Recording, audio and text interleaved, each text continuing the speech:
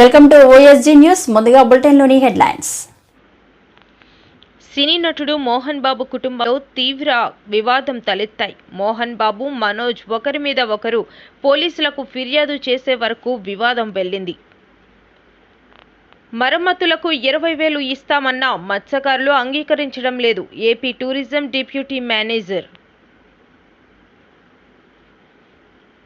ఋషికొండ తీరంలో మత్స్యకారుల boat, AP tourism బోట్లు ఢీకొట్టినట్లు ఘటనపై మత్స్యకార సంఘం నాయకుడు శంకర్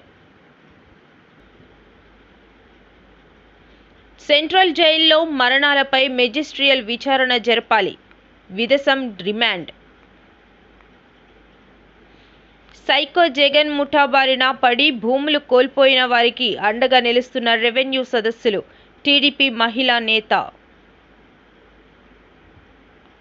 ఏపీలో అసలు ప్రభుత్వం ఉందా? పంట నష్టపోయిన రైతులకు ఎప్పుడు పరిహారం అందిస్తారో చెప్పాలి, వైసీపీ ఎమ్మెల్సీ సత్యనారాయణ.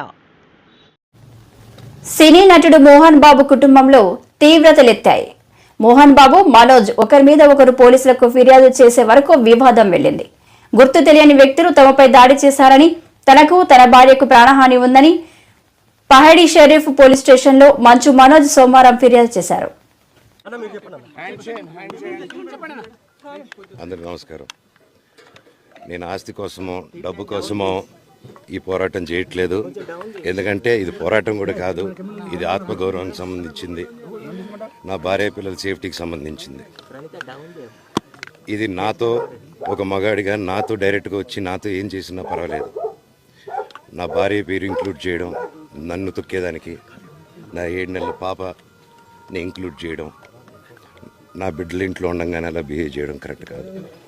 ఈరోజు పోలీస్ దగ్గరికి నేను వెళ్ళి ప్రొటెక్షన్ అడిగాను. నేను మొన్న వచ్చి అడిగినప్పుడు మీకు అన్ని ఎవిడెన్స్లు ఇస్తాను. ఎస్ఐ గారు ఇక్కడి నుంచి వచ్చి నేను ఇస్తాను సార్ ప్రొటెక్షన్ చూపించాను. బౌన్సర్లు అందరూ అక్కడికి దాక్కున్నారని చూపించాను. అది కొంచెం చూసి ఓకే సార్ మీరు ధైర్యంగా ఉండండి, మేము ఎక్కడికి వెళ్ళట్లేదని చెప్పి మాట్లాడి పారిపోయారు. ఇప్పుడు కానిస్టేబుల్స్ వచ్చి అందరూ నా మనుషులందరినీ భయపించి ఇప్పుడు వాళ్ళ పేర్లు తీసుకొని బెదరగొట్టి మా మనుషులు పంపించేసి వేరే బాడీ గార్డ్ లోపల పంపించున్నారు సార్. ఏం జరిగిందండి అసలు? గొడవలు జరగదు కాదు సార్. ఫస్ట్ డిపార్ట్మెంట్ ఎందుకు వన్ సైడ్ తీసుకుంటున్నారు? కంప్లైంట్ తీసుకున్న తర్వాత వాళ్ళకి ఏ అధికారం ఉంది? నా ప్రొటెక్ట్ చేసే మనుషులు పంపించేదానికి అధికారం ఏముంది? ప్రపంచంలో నా అందరినీ కలుస్తాను సార్, బయలుదేరుతాను.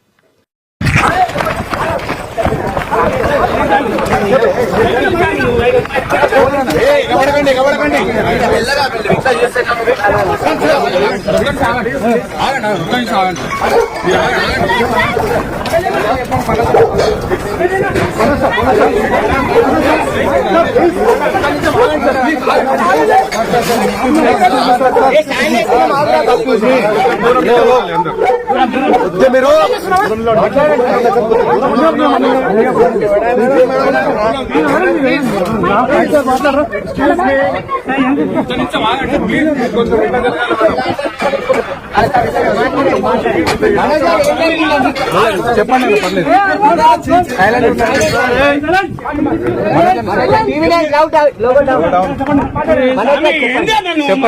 లేదు పర్లేదు, చెప్పండి. ప్లీజ్ కొంచెం సైలెంట్. నేను ఆస్తి కోసమో డబ్బు కోసమో ఈ పోరాటం చేయట్లేదు. ఎందుకంటే ఈ పోరాటం కూడా కాదు, ఇది ఆత్మగౌరవానికి, నా భార్య పిల్లల సేఫ్టీకి సంబంధించి. ఇది నాతో ఒక మగాడిగా నాతో డైరెక్ట్గా వచ్చి నాతో ఏం చేసినా నా భార్య పేరు ఇంక్లూడ్ చేయడం, నన్ను తొక్కేదానికి నా 7 నెలల పాపని ఇంక్లూడ్ చేయడం, నా బిడ్డల ఇంట్లో ఉండగానే అలా బిహేవ్ చేయడం కరెక్ట్. ఈరోజు పోలీస్ దగ్గరికి నేను వెళ్ళి ప్రొటెక్షన్ అడిగాను. నేను మొన్న వచ్చి అడిగినప్పుడు మీకు అన్ని ఎవిడెన్స్లు ఇస్తాను. ఎస్ఐ గారు ఇక్కడి నుంచి వచ్చి నేను ఇస్తాను చూపించాను. కౌన్సిలర్లు అందరూ అభివృద్ధి దాంకున్నారని చూపించాను. అది నేను చూసి ఓకే సార్ నేను ధైర్యంగా ఉండండి, మేము ఎక్కడికి వెళ్ళట్లేదని చెప్పి మాట్లాడి పారిపోయారు. ఇప్పుడు కానిస్టేబుల్స్ వచ్చి అందరూ నా మనుషులందరినీ భయపించి ఇప్పుడు వాళ్ళ పేర్లు తీసుకొని బెదరగొట్టి మా మనుషులను పంపించేసి. సముద్ర తీరంలో 2 బోర్డులు ఢీకొన్న ఘటనపై ఏపీ టూరిజం డిప్యూటీ మేనేజర్ మీడియాతో మాట్లాడారు. టూరిజం బోర్డు, ఫిషింగ్ బోటు పరస్పరం ఢీకొన్నాయని అన్నారు. దీంతో మరమ్మతులకు 20,000 ఇస్తామన్న మత్స్యకారులు అంగీకరించడం లేదని అన్నారు. తెల్లవారు మార్నింగ్ ట్రిప్ ఇచ్చాం. పేరు చెప్పండి. ఇద్దరు పట్టుకొని చెప్పండి. రజిత్ అండి, డిప్యూటీ మేనేజర్ని విశ్వండ. మార్నింగ్ ఒక టికెట్ ఇచ్చాం. టికెట్ ఇచ్చేసరికి వెళ్ళారు లోపలికి వెళ్ళి వస్తుండగా ఫిషింగ్ బోటు, చేపలు పట్టేవాళ్ళ బోటు వస్తుంది. అది అడ్డగా వస్తుంది. వచ్చేటప్పుడు వాళ్ళు చూసుకోలేదు, వీళ్ళు చూసుకోలేదు అండి. చూసుకుపోవడం వలన దగ్గరికి రావడంతో మా వాడు కూడా బోట్ని స్లో చేశాడు. స్లో చేశాక ఆ బోట్ అడ్డకొచ్చేసరికి వెళ్ళి తగిలింది. తగలడం అంటే మరి బోట్లో నీటిలో ఉండేటప్పుడు వెంటనే ఆపమని ఆగారు కదా, అలాగే లైన్గా వెళ్ళి తగిలింది. తగలడం వలన అది కొంచెం డ్యామేజ్ అయింది అని అంటున్నారు. డ్యామేజ్ అయితే ఓకే, మీ డ్యామేజ్కి 20,000 ఇస్తాం, మీరు చేసుకోండి అని అన్నా. చేసుకొని అని అన్నారు. పైకి ఎక్కించేసేయండి, మీరు రిపేర్ చేసేసి మీరు పంపిస్తాం అన్నాం. దానికి వాళ్ళు ఎగ్రీ కాకుండా గొడవ చేస్తున్నారు. అది విషయం జరిగింది. ఎన్ని బోట్లు పర్మిషన్ ఇక్కడ పర్మిషన్ మాకు 2 బోట్లు ఉంటాయి. టూరిజంకి తరఫున, లివింగ్ వాళ్ళకు 2, తరఫున అన్న వాళ్ళకు 2, మొత్తం 6 బోట్లు తిరుగుతుంటాయి ఇక్కడ. Bike permission. ఇప్పుడు డ్రైవింగ్ చేసే యాక్సిడెంట్ ప్రమాద పరిస్థితి ఏంటి సార్? బోట్ లో ఉన్నారు కదా టూరిస్టులు, లైఫ్ జాకెట్స్ ఉంటాయి, లైఫ్ బాయ్స్ ఉంటాయి, ఫైర్ గన్స్ ఉంటాయి. ఇప్పుడు వాళ్ళు ప్రధానంగా ఏం ఆరోపిస్తున్నారంటే, మీరు ఇంతకు ముందు వాళ్ళతో అన్నారంటే ఇక్కడ వేటకు వెళ్ళొద్దని చెప్పేసి చేసుకోవచ్చు. దానికే లేదు. వాళ్ళు ఎటువైపు లోతు ఉందనుకోండి, దెబ్బకి ఎత్తుకొచ్చింది అనుకోండి, ఎత్తు వచ్చేటప్పుడు ఆ బోట్లో ఎత్తుకోలేదు, అటు పెట్టుకుంటారు. అటు ఎత్తు వచ్చింది అనుకోండి, ఇటువైపు పెట్టుకుంటారు. ఇక్కడ ఉంటే కదా మోటార్ ఇక్కడే ఉన్న చూడండి, మీ వద్దని లేదా అంటున్నారు కదా. వాళ్ళ బోట్ అనేది వాళ్ళైతే స్పీడ్ గా రాదు, వాళ్ళే స్లోగా వస్తుంది ఈ బోట్. మరి చూసేటప్పుడు కొంత వాళ్ళకి వస్తుందో లేదు డైరెక్షన్ చూసుకోవచ్చు. డైరెక్ట్ మేము చూసుకుంటాం. మాకుంటే వాళ్ళు పైన ఉంటారు, పైన హ్యాండ్లు పట్టుకుని నిల్చుంటారు. మొత్తం వాళ్ళకంతా లొకేషన్ మొత్తం కనిపిస్తుంది. మా బోట్ కింద ఉంటాడు, ఆ స్పీడ్ గా వస్తుంటాడు. వచ్చేటప్పుడు మాకుంటే వాళ్ళకే స్పీడ్ బాగా కనిపిస్తుంది. కనిపించేటప్పుడు వాళ్ళే సైడ్ అవ్వాలి. సైడ్ అవ్వడము మరి మిస్టేక్ అవుతుంది. మరి జరిగేటప్పుడు ఇక్కడ వాళ్ళది కాదు, తప్పు అని కాదు, మాది తప్పు అని కాదు. ఎవరికైనా తప్పు జరుగుతుంది, తప్పు జరగకుండా ఏది ఉంటుంది కదా, ఏదో ఒకటి. ఋషికొండ తీరంలో మత్స్యకారుల బోటు ఏపీ టూరిజం బోట్లు ఢీకొన్నట్లుగా ఘటనపై మత్స్యకార సంఘం నాయకుడు శంకర్ మీడియాతో మాట్లాడారు. ఋషికొండ తీరంలో వేట చేస్తున్న మత్స్యకారుల బోట్ను ఏపీ టూరిజానికి చెందిన బోటు ఢీకొట్టింది అని ఆరోపించారు. బోటు మరమ్మతులకు సాయం చేసి ఆదుకోవాలని కోరారు. నా పేరు తెడ్డి శంకర్ అండి, కజ్జాలరపేట. రోజు ఇక్కడ ఋషికొండ బీచ్లోని సముద్రంలోని మా గ్రామానికి సంబంధించిన కొంతమంది వేట చేస్తుంటే ఏపీ టూకి సంబంధించిన స్పీడ్ బోట్లు వాళ్ళు వచ్చి చాలా స్పీడ్గా వచ్చి మా వాళ్ళు కుదరడం జరిగింది. దేవుడి దేవాళ్ళు ఏంటంటే అక్కడ బోటుకి ప్రమాదం జరిగింది, కానీ మనుషులకి ఏం కాకుండా పక్క తప్పుకున్నారు. అది కూడా ఏంటంటే వాళ్ళు సముద్రంలో దూకేసేవారు అనమాట. లేదా పడ మీద బోటు మీద ఉంటే వాళ్ళు కూడా దెబ్బలు తగిలినాం. కానీ ఏంటంటే వాళ్ళు భయపడిపోయి ఇంకా ప్రమాదం జరుగుతుందని అది బయట దూకడం వల్ల ప్రాణాలు కాపాడుకున్నారు. లేదంటే ఈరోజు ప్రాణ నష్టం చాలా జరిగేది. ఇంకోటి ఏంటంటే ఈ సముద్రంలోని అక్కడ వేటాడు ఇక్కడ వేటాడు అని చెప్పే అధికారం ఎవరికి లేదు. ఎందుకంటే సముద్రం మొత్తం మత్స్యకారులు, ఎక్కడైనా వేటాడుకుంటే ఏ టైంలో వేటాడుకుంటే ఎక్కడికైనా వెళ్ళి వచ్చే హక్కు వాళ్ళకి ఉంది. ఎందుకంటే ఇది మా బార్డర్ మీ బార్డర్ అనేది వాళ్ళు ఎక్కడ శాసించే హక్కు లేదు. వీళ్ళకి నిజంగా వీళ్ళకి స్పీడ్ బోట్లు తిప్పే అధికారం ఉందంటే వాళ్ళు చూపించమనండి. ఇంత లోతులోని ఎంత బార్డర్లోని మీకు స్పీడ్ బోట్లు తిప్పుకుంటున్నాం, మాకు ప్రభుత్వం నుండి ఆదేశాలు ఉన్నాయి, లేదంటే మెరైన్ డిపార్ట్మెంట్ ఆదేశాలు ఉన్నాయి, లేదంటే కోస్ట్ గార్డ్ నుండి ఆదేశాలు ఉన్నాయి, చూపించమని చెప్పండి. చూపించాడు బౌండరీ లేదు, వాళ్ళు కంచి కట్టుకోమని చెప్పండి అక్కడ పప్పుడు. అంతేగాని ఈ సముద్రంలోని ఈ బోర్డర్ ఇక్కడ మాది, ఈ బోర్డర్ అక్కడ వాళ్ళది అని చెప్పి ఒక్కైతే ఎవరికి లేదు. మత్స్యగాడు అనేవాడు చేపలు పట్టడానికి సముద్రంలో ఏ దేశంలో వెళ్ళే సాంప్రదాయ మత్స్యగాడు ఒక్కుందని చెప్పి చట్టం చెప్తుంది. మా పూర్వీకులు చెప్తున్నాం, మేము చెప్తున్నాం అని అది మేము చేసేది. ఇది పూర్తిగా ఏపీ టూరిజం వాళ్ళు వైఫల్యం. ఇది వాళ్ళు కావాలని చేసావో తెలియదు, లేదంటే వాళ్ళు నిర్లక్ష్యంగా బోర్డు నడిపి ఉండొచ్చు. ఎందుకంటే ఇక్కడ డ్రైవర్లు కూడా చాలా మందికి శిక్షణ తీసుకెళ్ళిన డ్రైవర్లు కూడా ఇక్కడ ఉన్నారు. వీళ్ళకి ఏదంటే ఒక డ్రైవర్ బోర్డు నడపాలంటే కాకినాడలోని వీటికి సంబంధించిన ఒక సంస్థ ఉంది. అక్కడ నుండి వీళ్ళు అనుమతిగా ఆయన శిక్షణకి పర్మిషన్ ఉండాలి ఆయనకి. అలాంటి వాళ్ళు కూడా బోట్లు నడపాలి. అలాంటి వాళ్ళు కూడా లేనట్టు కూడా నాకు తెలుస్తుంది. అధికంగా స్పీడ్ బోట్ కూడా నడుపుతున్నట్టు కూడా మాకు తెలిసింది, అనుమతులు లేకుండా.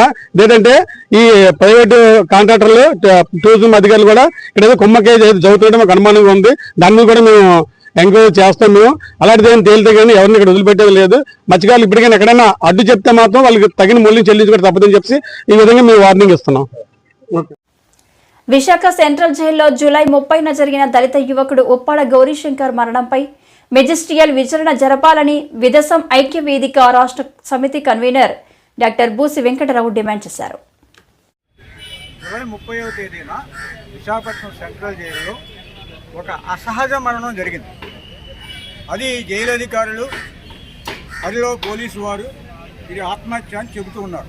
కానీ కుటుంబ సభ్యులు నా బిడ్డ ఆత్మహత్య చేసుకునేటువంటి పిరికివాడు కాదు, అది ఆత్మహత్య కాదు, జైల్లో జరగకూడదు ఏదో జరిగిందని చెప్పి అనుమానం వ్యక్తం చేసినప్పటికీ వీరు అనుమానాన్ని పరిగణలో తీసుకోకుండా పోస్ట్ మార్టం అంత్యక్రియలు త్వరగా కానిచ్చారు.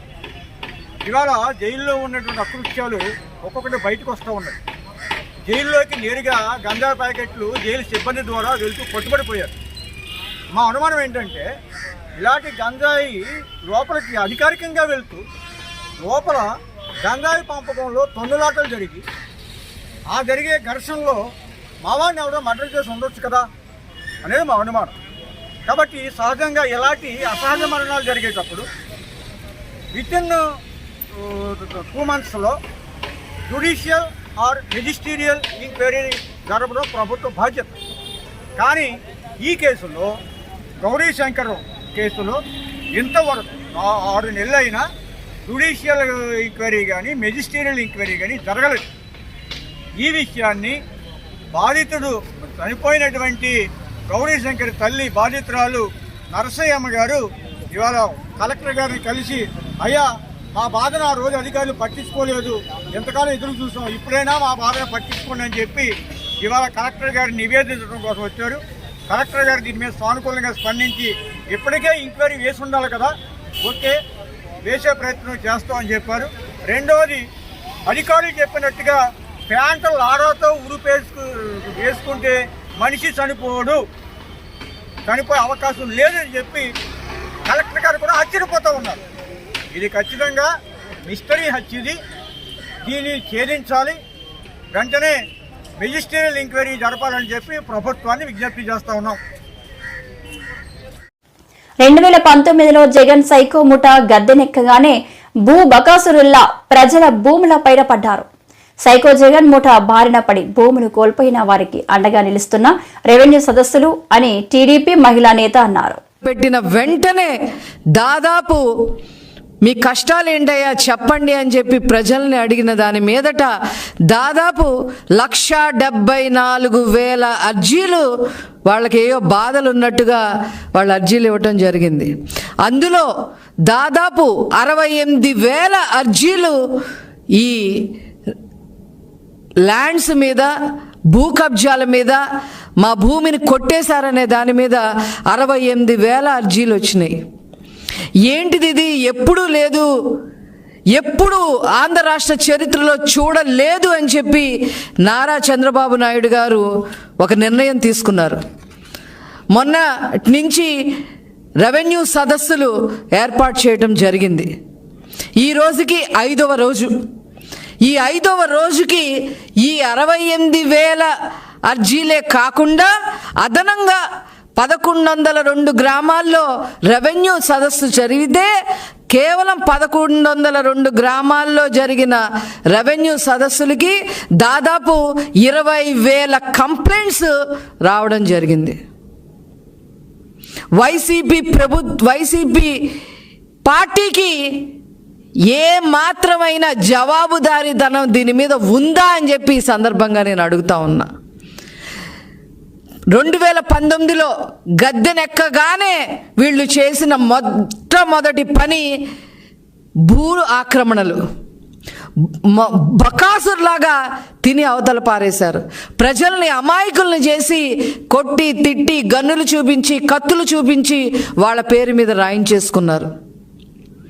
ఎంత దారుణం అంటే వీళ్ళు ప్రభుత్వ భూములు వదిలిపెట్ల, దేవాదాయ భూములు వదిలిపెట్ల, అసైన్డ్ భూములు వదిలిపెట్ల, ఇనాము భూములు వదిలిపెట్ల, అటవీ శాఖకు సంబంధించిన భూములు వదిలిపెట్ల, ఇరిగేషన్ శాఖకు సంబంధించిన భూములు వదిలిపెట్ల, ఏ భూములు కూడా వదిలిపెట్టకుండా గ్రామాల్లో కూడా మరి ప్రతి గ్రామంలో కూడా ల్యాండ్ మాఫియా చేయటం జరిగింది.